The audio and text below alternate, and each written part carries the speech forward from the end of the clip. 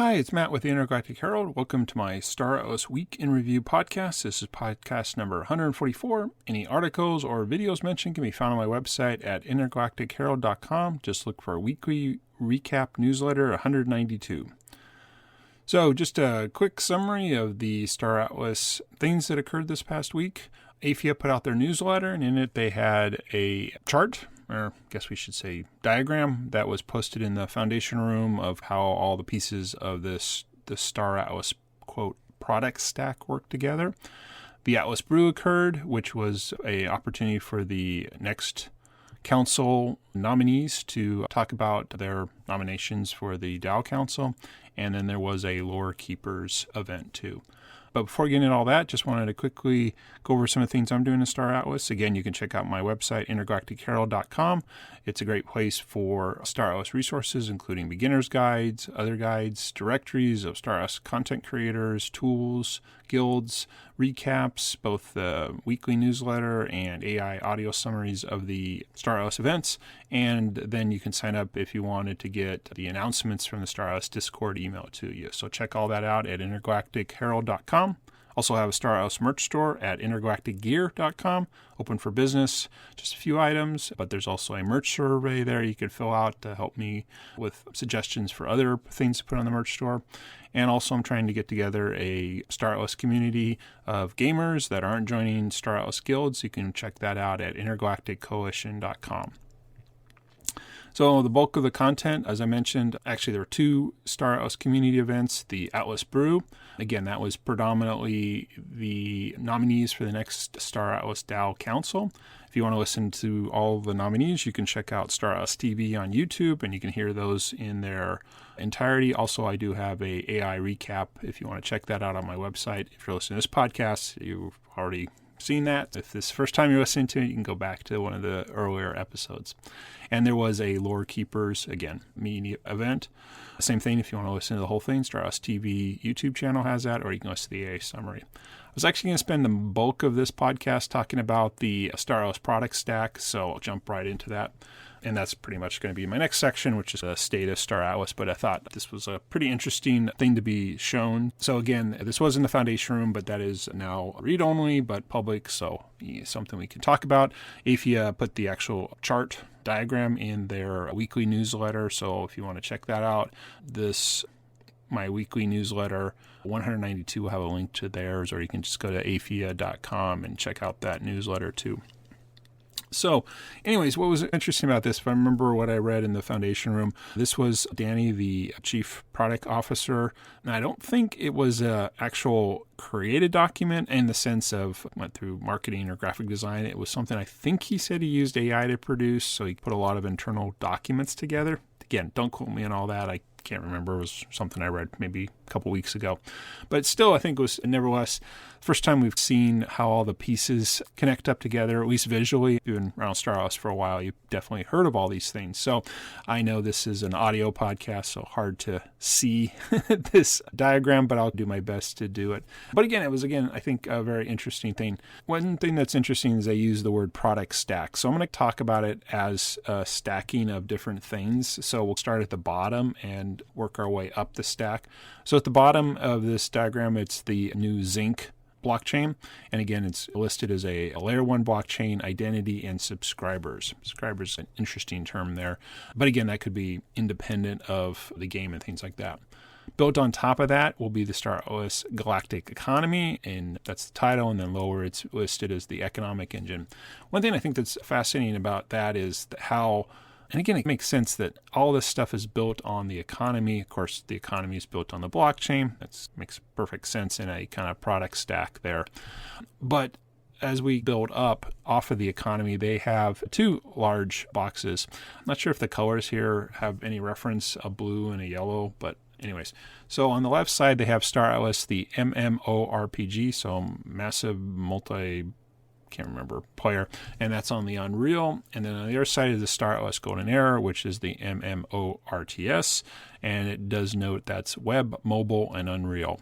So one interesting thing about the difference between these two, because we've thought of these as the game, is we've always said the Unreal Engine, but as being the first person type of thing. But again, I think with the inclusion of the Fleet Command, which is a version of the Sage on Unreal kind of does crossover. But I think what's really interesting is how these two are considered equals but different in the sense of the role-playing game and the real-time strategy game. But again, this is the first time with the graphics showing that these are both built on top of the galactic economy. So again, I think that's pretty interesting.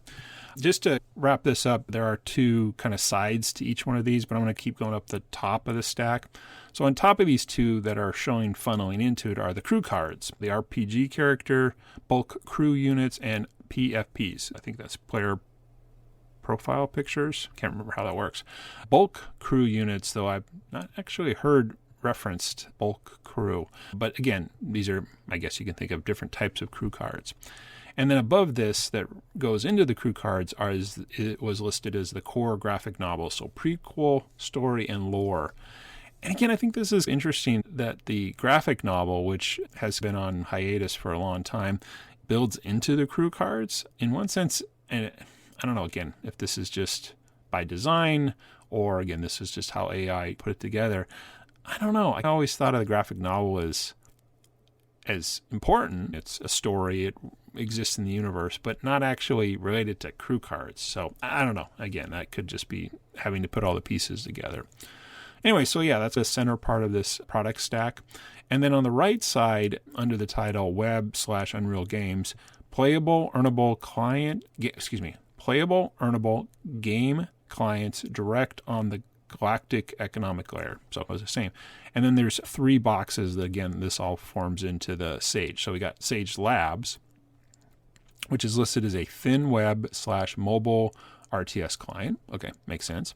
Then we got C4 and Fleet Command, which is the Sage Lab expansion to full web mobile 4X game optimized cross-platform Unreal. And then below that is Holosim, the freemium MMORTS funnel. So again, that kind of makes sense that Holosim, which is a way to get you more into Sage, again, both of them being the RTS type of play there. And then again, the C4 Fleet Command as being one thing, and then the Sage Lab is the thin.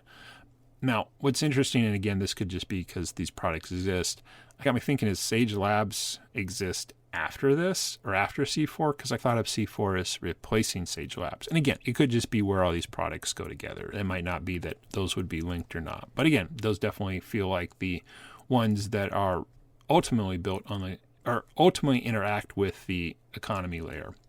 So then on the left side, the blue boxes, which again was the Star Atlas MMORPG on Unreal, there are 3 boxes there with the top heading being Unreal Game Modes, Playable, Earnable Game Modes, and Building Blocks for Immersive MMORPG, Sage, and SA Crossover Events.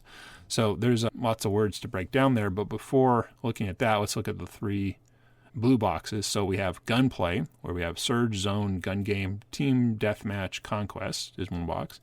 Then we got now Ship Play, Combat Racing, Siege, and Conquest. And then we have Gallia, Single Player Open Galaxy Prototype. So what I think is fascinating on these blue boxes, again, all these related to the RPG, is Gunplay and the different modes, Ship Play, Combat Racing, Siege, never even heard of Siege before, and Conquest, again, haven't heard of that. So heard of the racing, but the Siege and the Conquest there. The Gallia being the single-player open world, we had an Atlas Brew, I think, one just before this week's one, that showed some things coming up there. But again, I'm not sure that the Star Atlas crossover events, how to events, is that just the esports component? But anyway, so yeah, I do find this graphic really interesting because it does, for once, visually, maybe I just like things visually, tie all the things together, but also show how there are distinct parts of what we've been calling Star Atlas, and that we have the words RPG and we have the words RTS. And those, again, are common gaming types, so that kind of makes sense, and then those get broken down into the things. So anyway, so I think this was a really great graphic that was shared with the community. I'm glad that it was able to be made public and get people to see how are all these things right together, because as was mentioned, make sure where that was mentioned before I comment. Nah, guess I can't. That was in the Foundation chat. Never mind, I won't go down that path, even though I posted the words, but whatever. But again, there's a lot of pieces here, I think, as we talk about Star Atlas. And again, unlike maybe a traditional game where you have a term, and we'll just say Grand Theft Auto, and everybody knows or version 5 or whatever, and everybody knows what it is. Star Atlas is, to me, much more of the term the ecosystem where all these things work together. But again, this does really show how Zinc relates to the galactic economy and everything's built on that. But then it can start diverging into the RTS side and the RPG side. And then those, of course, even have other things. So again, you could just be interested in racing, I guess we still call them ships, but racing. Or you could just be interested in the freemium holosim. But yet, again, these are all considered part of the Star Atlas ecosystem. So again, I think it was a great graphic. Really glad it was shared. First time I've seen all these things put together. And I think this, again, would be a great resource for people getting interested in Star Atlas and how all these things go. And I guess just as I saw it again, even how the crew cards relate, because again, the crew cards could go into the RPG or the crew are needed. Maybe that's where bulk crew units come into play, because again, there's a lot of crafting that goes involved in the Sage version, which I don't think anybody even cares who or what they are or rarity levels, but in the RPG, obviously those are much more interesting. So anyways, so I think that was just a great resource. Again, if you want to see it verbally or visually, please check out, if you have access to the Star Atlas Discord, you can go back to the Foundation room and check that out. Or again, AFIA's recent newsletter has the image also there. So anyway, that was my thoughts on the state of Star Atlas. Nothing wrong with the Atlas Brew of the Lore Keepers, just not as interesting to me this past week. And then the kind of final section, which I talk about my journey playing Star Atlas. Again, haven't really been playing, just doing my daily check-ins on the Zinc test, alpha, whatever they're calling it, alpha. Yeah, whatever fate is. Yeah, check-ins are going fine. Feels like a few new people show up each day, so that's cool. Yeah, but definitely calm things going on. Again, we keep hearing rumors of stuff coming out before the end of the year. Traditionally, Star Atlas does seem to release something right before they go on their winter break, so we'll see what comes out. I forget, there is a countdown on the... that's an interesting thought. Yeah, there is a countdown on the Zinc. I think it was like 20. So I guess there's still time to get that out before Christmas. So again, we'll see. Anyways, that's pretty much it. Thanks for listening to this Star Atlas Week in Review. Again, definitely interested in having guests on my podcast. If you're interested, please go to intergalacticherald.com, find the contact page, and submit that. Again, love to have any other community members, any Star Atlas content creators or builders who want to talk about their products, or again, any Star Atlas team members. Love to chat with you. Please do check out while you're there at intergalacticherald.com any of my guides, directories, or recaps, or Discord newsfeed. Also, if you're interested in a Star Atlas mug, check out intergalacticgear.com. And again, trying to get together a gaming community of gamers of Star Atlas who don't want to join guilds at intergalacticcoalition.com. And that was the week in Star Atlas. I'm Matt with Intergalactic Herald. Have a great week ahead.